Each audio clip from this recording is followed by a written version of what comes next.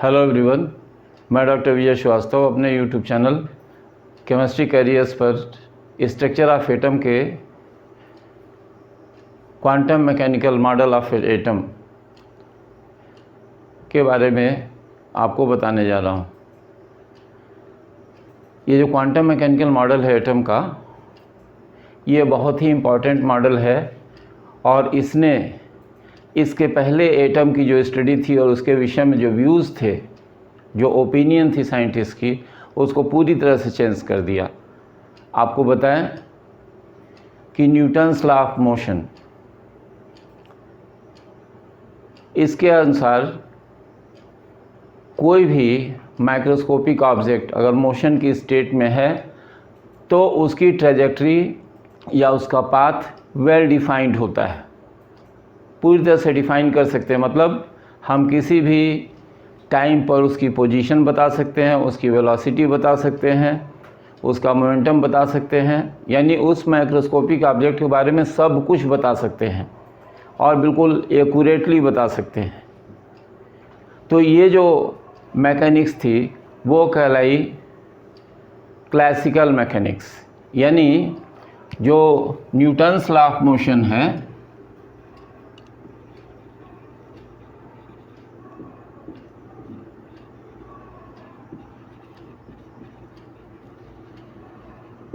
इन पर बेस्ड रही classical mechanics.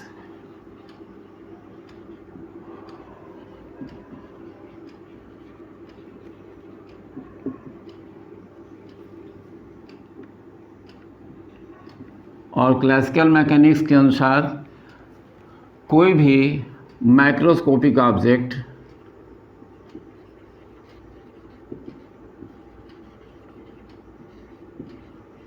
अगर है तो इसकी ट्रेजेक्ट्री जो होती है, इसका पाथ जो होता है, वेल डिफाइंड होता है।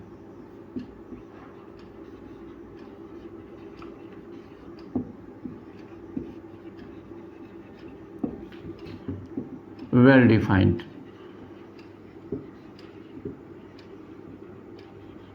डिफाइंड का मतलब आपको बताया अभी कि हम किसी भी मोमेंट पर उस ऑब्जेक्ट की पोजीशन बता सकते हैं,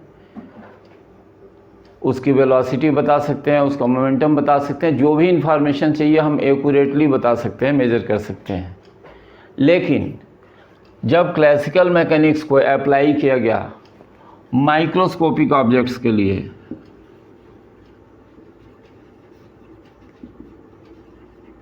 माइक्रोस्कोपिक ऑब्जेक्ट्स का मतलब जो सब एटॉमिक पार्टिकल्स हैं, फॉर एग्जांपल में कह सकते हैं इलेक्ट्रॉन, प्रोटॉन एक्सेट्रा,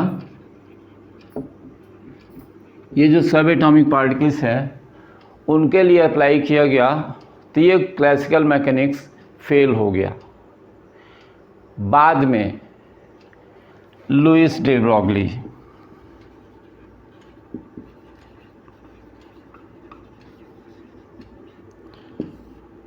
1924, ये फ्रेंच फिजिसिस्ट, इन्होंने वेव नेचर का कंसेप्ट दिया, वेव नेचर ऑफ इलेक्ट्रॉन। ये सजेशन आया, बाद में कन्फर्मेशन आया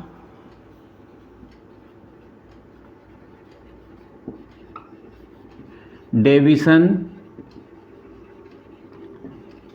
और जर्मर के द्वारा 1927 में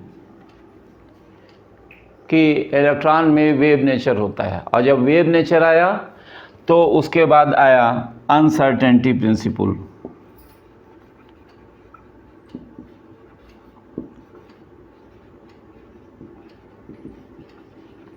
जिसे हाइजेनबर्ग ने दिया।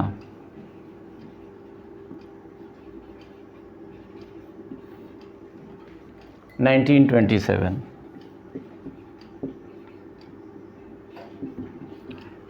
तो इसमें बताया गया कि किसी भी माइक्रोस्कोपिक मूविंग पार्टिकल्स की पोजीशन और उसके मोमेंटम को साइमल्टेनियसली और प्रिसाइजली मेज़र नहीं किया जा सकता, यानी दोनों का एक्यूरेट और प्रिसाइज मेजरमेंट इम्पॉसिबल है।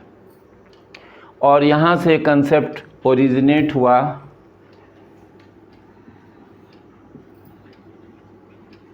डुअल नेचर ऑफ मैटर,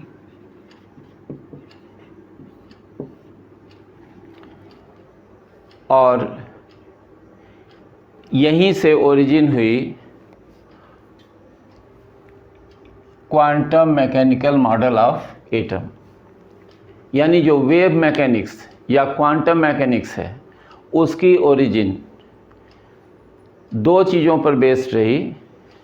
पहले ये अनसर्टेनिटी प्रिंसिपल जिसे हाइजेनबर्ग ने दिया, और दूसरे श्रोडिंगर वेव इक्वेशन जिसे इरविन श्रोडिंगर ने दिया।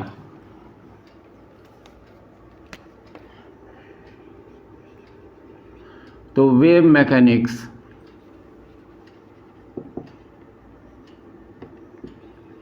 और क्वांटम मैकेनिक्स,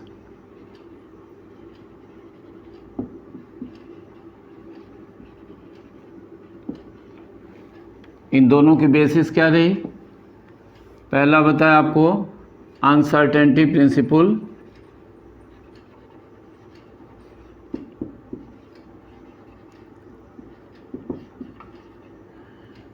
जो 1927 में दिया गया हाइजेनबर्ग के द्वारा,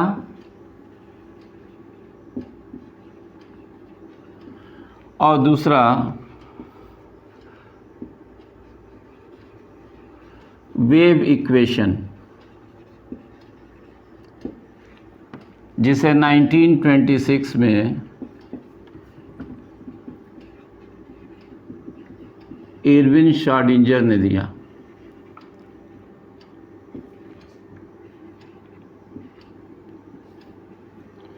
और चूँकि इलेक्ट्रॉन 3 डायमेंशनल स्पेस में मूव करता है, इसलिए इसके लिए जो इक्वेशन दिया गया वो 3 डायमेंशनल बॉक्स के कंसेप्ट को मान करके पहले दिया गया।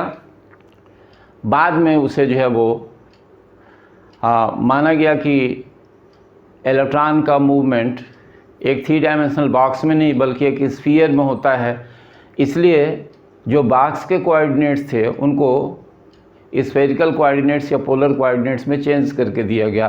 तो यहाँ हम सिर्फ आपको 3 डायमेंशनल बॉक्स, यानी जो शुरू में इक्वेशन दिएगा श्रोडिंगर के द्वारा इलेक्ट्रॉन वेव के लिए, वो हम आपको बता रहे हैं। ये जो इक्वेशन है श्रोडिंगर का, del square psi upon del x square plus del square psi upon del y square plus del square psi upon del z square plus 8 pi square m upon h square E minus V psi equals to 0। ये Schrodinger wave equation है जिसमें x, y और z Cartesian या space coordinates हैं। E जो है वो system की एनर्जी है, और वी जो होता है ये पोटेंशियल है, पोटेंशियल एनर्जी हो गई, ये टोटल एनर्जी हो गई, और साई जो होता है इलेक्ट्रॉन वेव का वेव फंक्शन है। तो ये इक्वेशन आया, और इस इक्वेशन को ऑपरेटर फॉर्म में जब लिखा गया तो एच साई इक्वल्स टू ई साई, और इसमें एच जो है वो हैमिल्टोनियन ऑपरेटर, मैथमेटिकल ऑपरेटर है,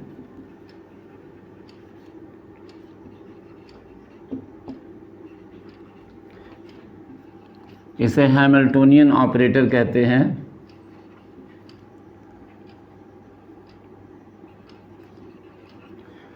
और ये ई जो है वो आइगन फंक्शन हो गया या आइगन वैल्यू हो गई। तो उतने डिटेल में चीज़ों को डिस्कस नहीं कर रहे हैं। ये इक्वेशन दिया गया श्रोडिंगर के द्वारा। इन दोनों ने ओरिजिनेट किया वेव मैकेनिक्स या क्वांटम मैकेनिक्स के लिए। अब हम मान लीजिए कंसीडर करते हैं एक एटम को। तो एटम में इलेक्ट्रॉन है, न्यूक्लियस है। अब उनके बीच जो इंटरेक्शन होगा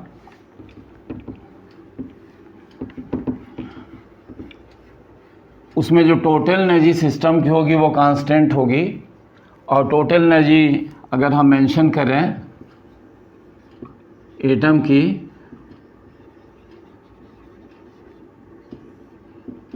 तो ये जो काइनेटिक एनर्जी होगी प्लस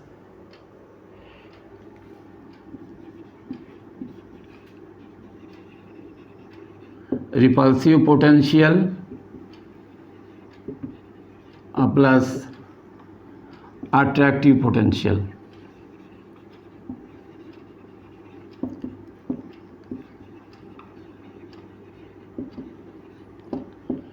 तो आप कह सकते हैं कि ये रिपल्सिव पोटेंशियल क्या है और अट्रैक्टिव पोटेंशियल क्या है। तो लाइक चार्जेस वाले जो पार्टिकल्स होंगे उनके बीच रिपल्सिव फोर्स काम करेगा, उससे रिलेटेड पोटेंशियल है या पोटेंशियल एनर्जी होगी। और जो अपोजिट चार्जेस पार्टिकल्स होंगे उनके बीच अट्रैक्शन होगा, तो उससे रिलेटेड एनर्जी होगी। यानी ये टोटल एनर्जी जो होगी वो काइनेटिक और इन दोनों एनर्जी का सम होती है। अब हाइड्रोजन एटम के लिए जब श्रोडिंगर वेव इक्वेशन को सॉल्व किया गया तो उससे पता चला कि हाइड्रोजन एटम में जो इलेक्ट्रॉन है उसके लिए वेल डिफाइंड एनर्जी लेवल्स होती हैं।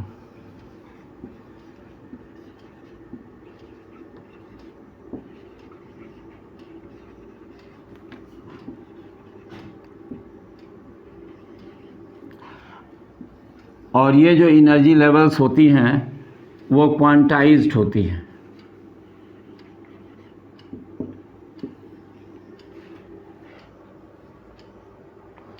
और हर एनर्जी लेवल से रिलेटेड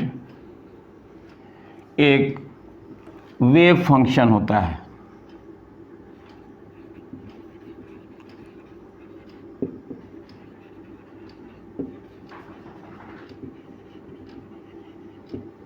और आगे चल के बताया गया कि ये वेव फंक्शन जो होता है वो ऑर्बिटल को रिप्रेजेंट करता है। ये वेव फंक्शन जो होता है इसका रिप्रेजेंटेशन साई से देते हैं। तो हमने आपको ये बताया कि जो क्लासिकल मैकेनिक्स है वो केवल माइक्रोस्कोपिक ऑब्जेक्ट के लिए एप्लीकेबल था, लेकिन जो वेव मैकेनिक्स है वो मैक्रोस्कोपिक और माइक्रोस्कोपिक दोनों की प्रॉपर्टीज़ को एक्सप्लेन करता है। जब हम माइक्रोस्कोपिक ऑब्जेक्ट के लिए अप्लाई करते हैं तो क्लासिकल मैकेनिक्स के समान बिहेव करता है, और जब माइक्रोस्कोपिक ऑब्जेक्ट्स के लिए अप्लाई करते हैं तो वो डुअल नेचर को शो करता है, यानी वेव नेचर भी और पार्टिकल नेचर भी। और जो वेव नेचर है उससे रिलेटेड हमने बताया कि दो फिनोमेना, अगर वेव नेचर हुआ तो वेव इक्वेशन होगा जो श्रोडिंगर ने दिया, और दूसरा कि अगर वेव नेचर है तो हम पोजीशन और मोमेंटम या वेलोसिटी को साइमल्टेनियसली और एग्जैक्टली या प्रिसाइजली मेज़र नहीं कर सकते हैं। ये दोनों का साइमल्टेनियस मेजरमेंट और प्रिसाइज मेजरमेंट इम्पॉसिबल है। अब हमने कंसीडर किया एटम को, इलेक्ट्रॉन होगा क्या एटम में। अब एटम जो होता है एक डिफिनिट एनर्जी का सिस्टम है, और उसकी एनर्जी किस पर डिपेंड करेगी, मोशन ऑफ पार्टिकल्स पर डिपेंड करेगी, और उनके बीच काम करने वाले अट्रैक्टिव और रिपल्सिव फोर्सेस पर डिपेंड करेगी। तो टोटल एनर्जी, अब ये एनर्जी जो रही अगर हमने हाइड्रोजन एटम के लिए कंसीडर किया तो वन इलेक्ट्रॉन सिस्टम है, न्यूक्लियस है, एक इलेक्ट्रॉन है।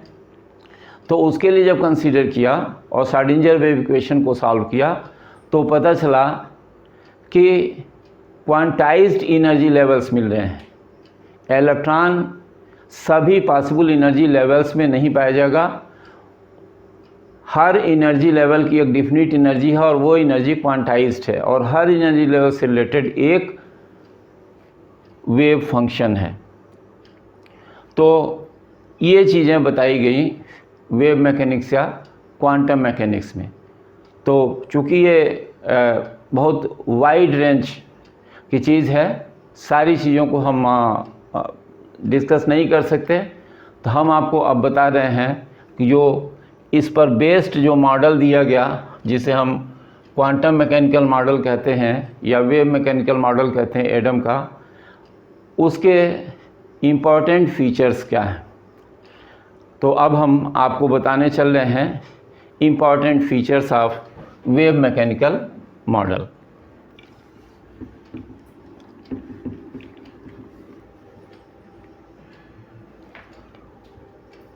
तो हम बता रहे हैं आपको जो क्वांटम मैकेनिकल मॉडल है इसकी इम्पोर्टेंट फीचर्स क्या हैं। देखिए फीचर्स हमने मेंशन कर दिया है बोर्ड पर, इसलिए कि अगर इसको हम मेंशन करते वन बाय वन तो रिप्रेजेंटेशन तो बेटर होता, लेकिन टाइम टेकिंग होता आपके लिए, इसलिए इसको मेंशन कर दिया। हम वन बाय वन इसको एक्सप्लेन कर दे रहे हैं जिससे सारी चीज़ें क्लियर हो जाएं।